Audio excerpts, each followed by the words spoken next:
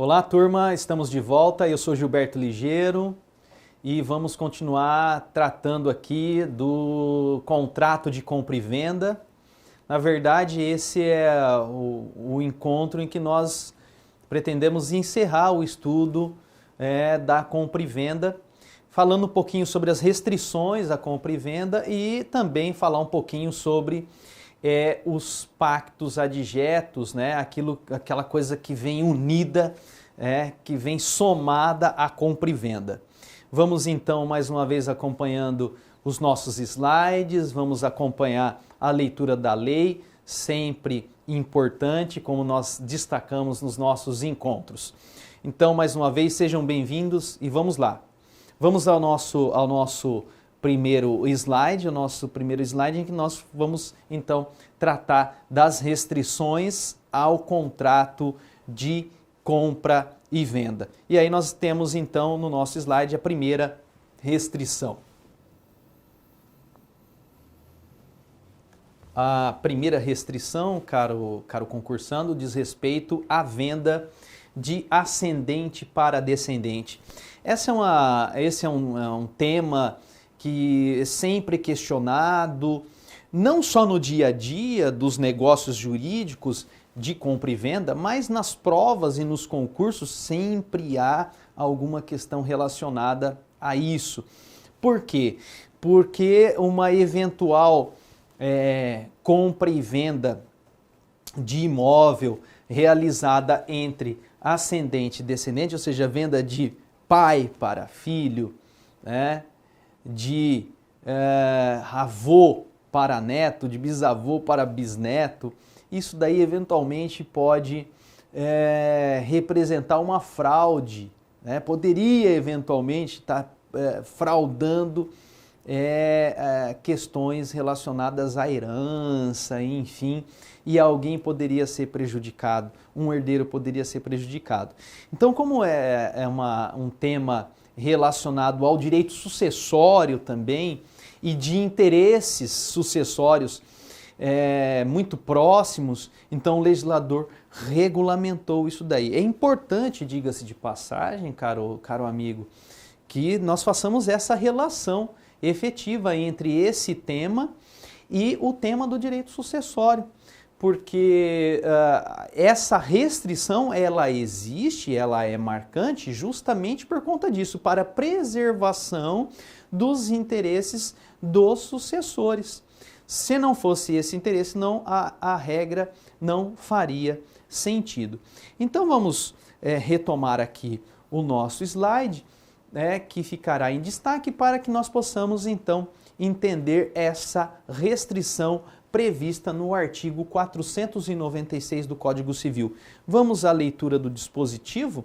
É importante então nós verificarmos o que o legislador traz para a gente. O artigo 496 diz o seguinte: é anulável a venda de ascendente a descendente, salvo se os outros descendentes e o cônjuge do alienante expressamente houverem consentido. Parágrafo único do artigo 496. Em ambos os casos, dispensa-se o consentimento do cônjuge se o regime de bens for o da separação obrigatória.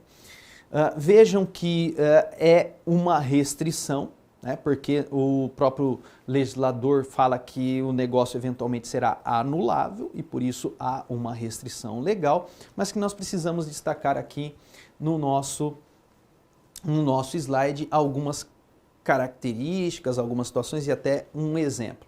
Vejam, essa exigência da anuência do cônjuge, salvo se outros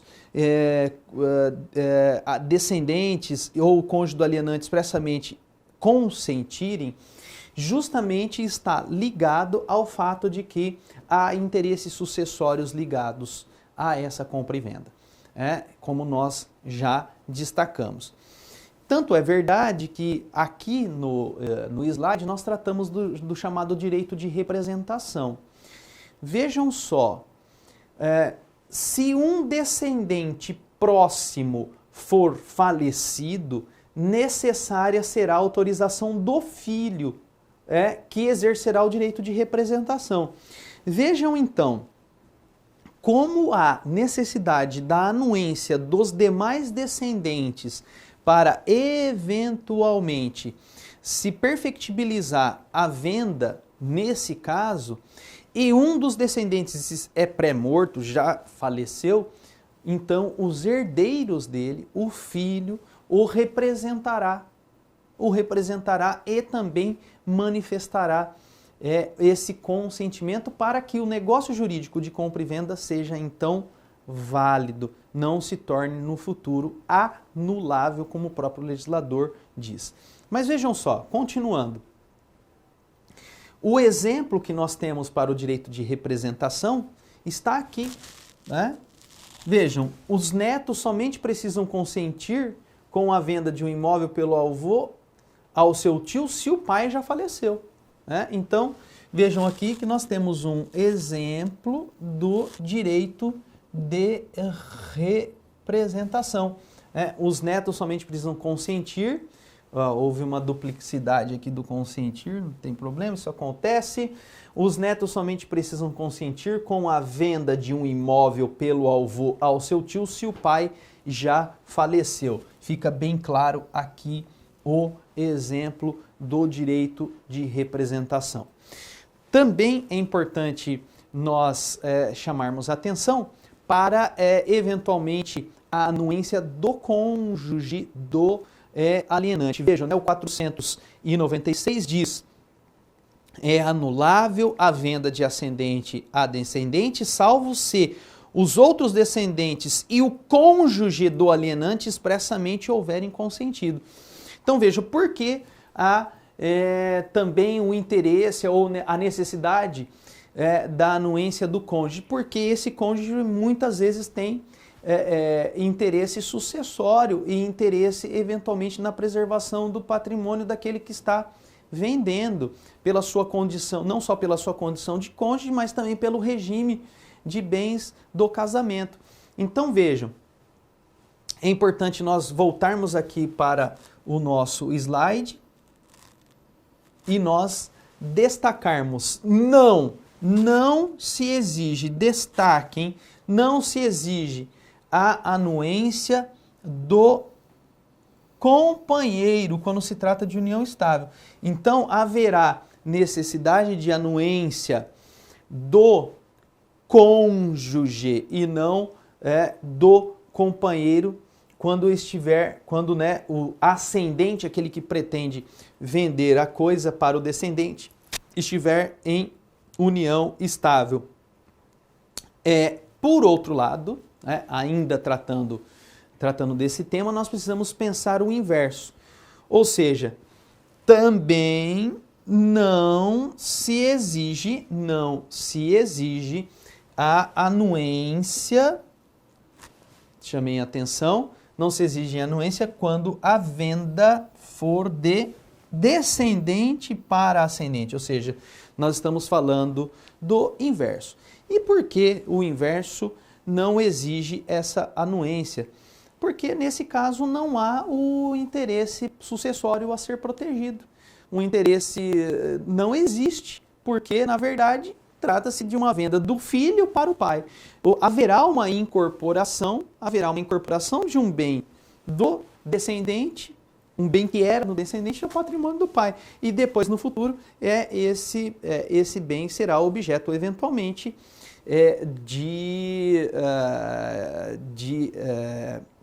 no caso do testamento, no caso do testamento, ou seja, ou no caso do inventário, ou no caso da sucessão, esse bem entrará normalmente sem prejuízo de ninguém, salvo melhor juízo.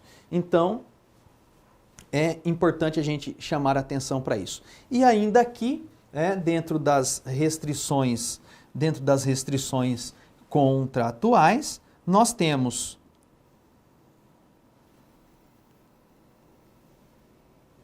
o seguinte aspecto, que essa anuência deve ser expressa e escrita.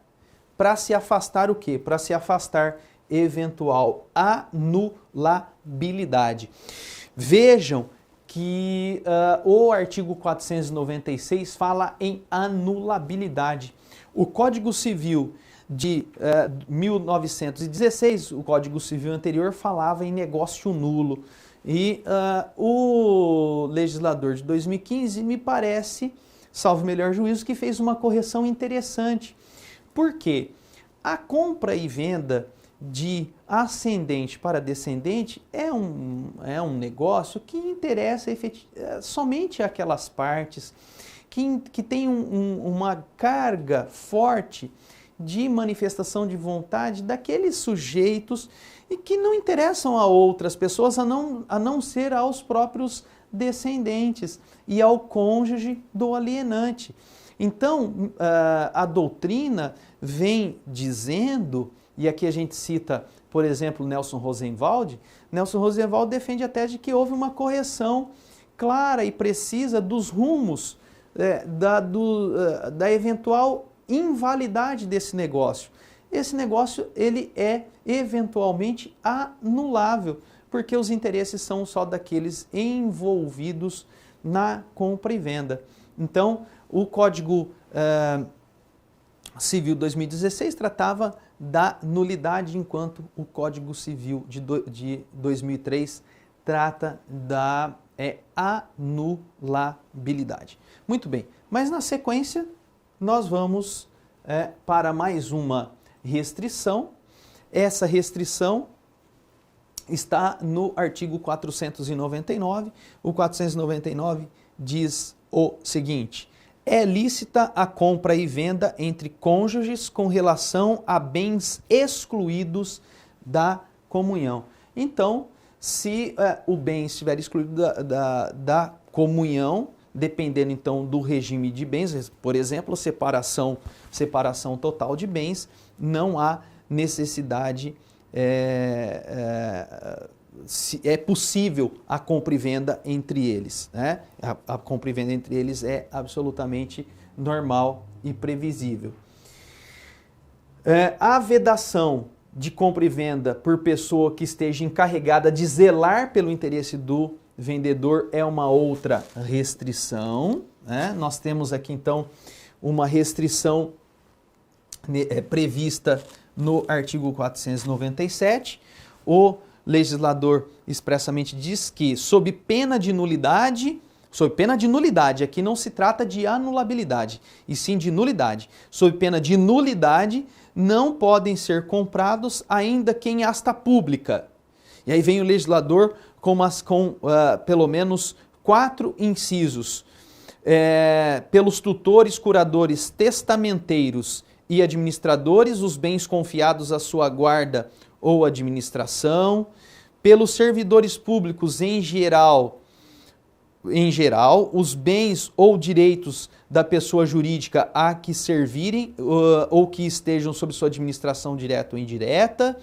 Terceiro, pelos juízes, secretários de tribunais, arbitradores, peritos e outros serventuários ou auxiliares da justiça, os bens ou direitos sobre que se litigar em tribunal, juízo ou conselho no lugar onde servirem ou a que se estender em sua autoridade. E quarto, pelos leiloeiros e seus prepostos, os bens de cuja venda estejam encarregados. Parágrafo único. As proibições desse artigo estendem-se à seção de crédito, que a seção de crédito, na verdade, representa um negócio referente a coisas incorpóreas, a bens incorpóreos, enquanto a compra e venda diz respeito às coisas corpóreas. Então vejam que nós temos restrições claras, precisas no 497, e aí é caso de nulidade. O exemplo principal aqui, e merece destaque, o inciso 1º do 497, é a compra e venda realizada, né, vedação da compra, né, por um tutor, por exemplo, por um curador.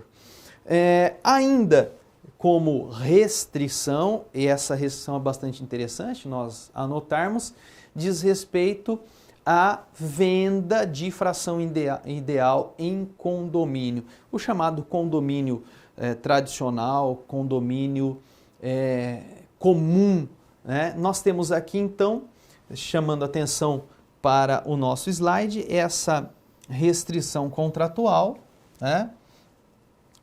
Quando se trata de venda de fração ideal em condomínio pró-indiviso, né? O que é o condomínio pró-indiviso? O condomínio pró-indiviso é aquele condomínio que se estabelece em coisa indivisível ou que se encontra em estado de indivisão. Esse é o chamado condomínio pró-indiviso. Nesse condomínio, as frações ideais não estão separadas. Não é possível delimitar as frações ideais, porque a própria natureza da coisa, a própria substância da coisa não permite essa divisão. Ou os próprios condôminos resolveram não estabelecer essa divisão. Então se fala, nesse caso, em condomínio pró-indiviso.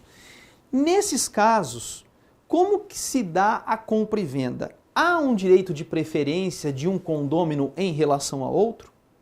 Então é nesse sentido que nós temos uma restrição à compra e venda do imóvel que nós chamamos a atenção no nosso slide. Voltamos aqui para verificar que nesse caso se exige o que? O direito de preferência nos termos do artigo 504 do Código Civil.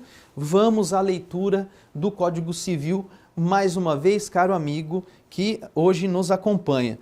Não pode um condômino em coisa indivisível vender a sua parte a estranhos se outro consorte, se outro condômino, se outro consorte a quiser. Tanto, portanto, o condômino a quem não se der conhecimento da venda poderá, depositando o preço, haver para si a parte vendida a estranhos, se o requerer, no prazo de 180 dias, sob pena de decadência. Então, nós temos aqui um prazo decadencial. Nesse caso, então, há um direito de preferência a ser exercido pelo condômino preterido.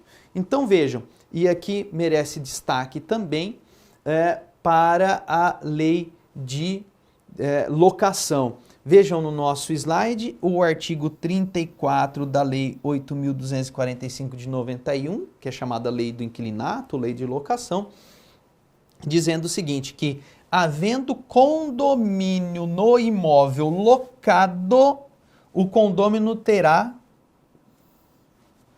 prioridade sobre o locatário. E por que existe essa prioridade? Porque nas locações de imóvel, e naquelas hipóteses nas quais o proprietário eventualmente pretenda vender ou oferta o imóvel, o locatário tem preferência na aquisição, especialmente se o contrato de locação estiver registrado. Acontece que esse imóvel pode ser objeto de copropriedade, de condomínio. Aí, nessa situação, nesse caso, o condômino terá preferência em relação ao locatário, fruto, obviamente, desse direito de preferência, é uma prioridade sobre a preferência. Mas continuando, vamos então continuar para falar, além dessas restrições, para nós falarmos dos chamados pactos adjetos. O pacto adjeto nos remete à ideia de pactos unidos, juntinhos, né, a compra e venda. Por isso a palavrinha adjeto nos lembra a ideia de um pacto unido, aquilo que vem junto com a compra e venda, né, que pode vir de acordo com a vontade dos contratantes juntamente com a compra e venda. Pactos adjetos ou cláusulas especiais à compra e venda, né, que se somam eventualmente à compra e venda. O primeiro o primeiro pacto adigeto ou cláusula especial é a famosa retrovenda ou pacto retrovendendo, né? É um direito de resgate, vamos assim dizer.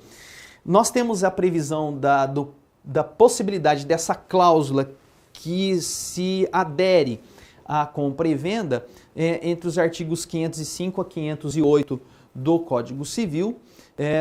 E vamos tentar entender então as principais especificações. Nós temos aqui no nosso slide uma breve definição, uma breve ideia do que seja a retrovenda ou pacto de retrovendendo. Vejam lá no slide, vamos destacar que pode ser entendida então como uma cláusula por meio da qual o vendedor reserva o direito de reaver em certo prazo o imóvel alienado, restituindo ao comprador o preço acrescido de outras despesas.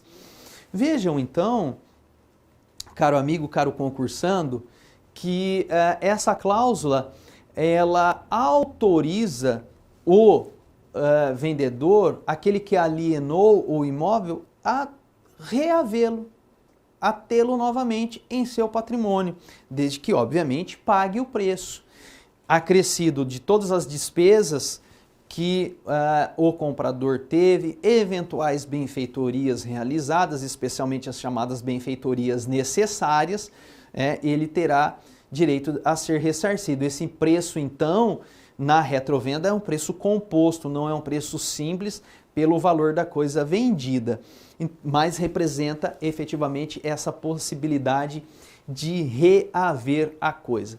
Muito bem, mas voltando aqui ao nosso slide, nós temos a sua aplicabilidade aos bens imóveis, destaquem, chamem atenção.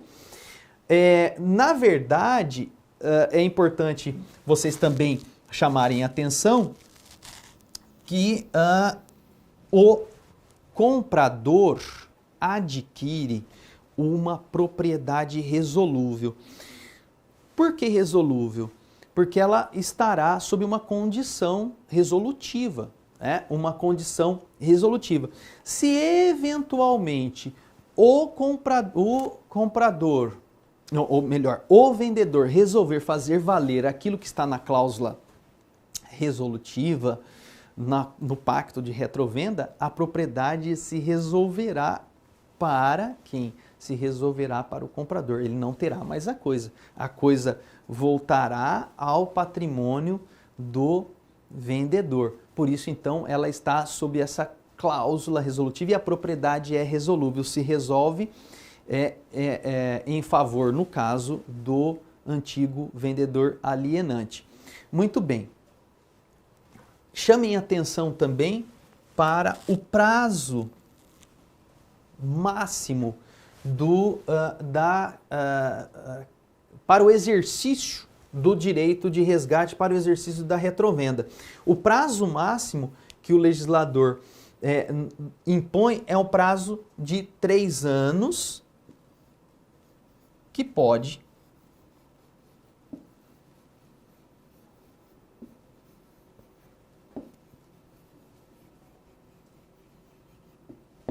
ser inferior, obviamente, aqui para o pacto de retrovenda.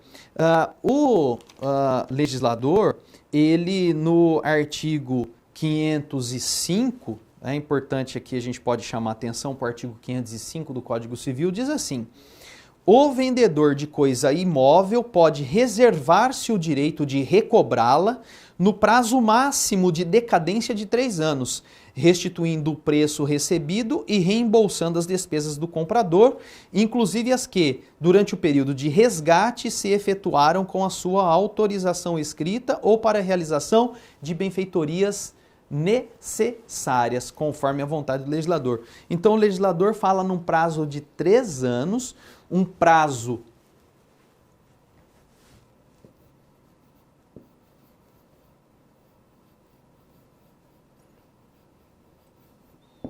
decadencial, ou seja, decai do direito do exercício da retrovenda. Uma vez decai do direito, ele não pode exercer isso como uma pretensão, nem pode alegar como matéria de defesa. Então, trata-se de um direito de resgate no prazo máximo de 3 anos ou em prazo inferior.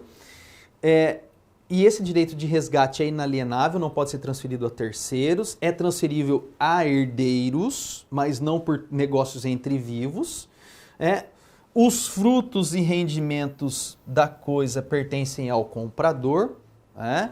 E mais, se eventualmente o comprador recusar fazer valer a cláusula de retrovenda, o alienante, o vendedor tem direito à pretensão reivindicatória desde que deposite o preço, com o depósito do preço para reaver a coisa.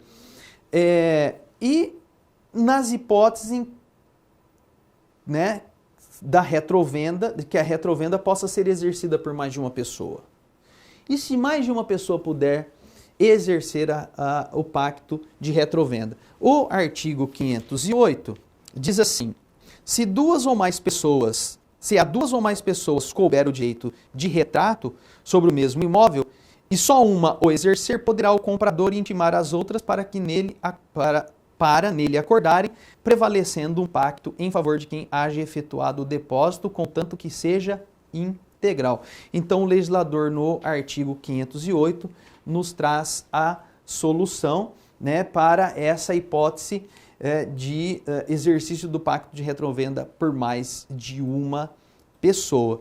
Ok? Então, vamos a mais um pacto adigeto, mais uma cláusula especial à compra e venda, que é a chamada venda a contento. A venda a contento, vamos verificar aqui no nosso slide, ela está nos artigos 509 a 512.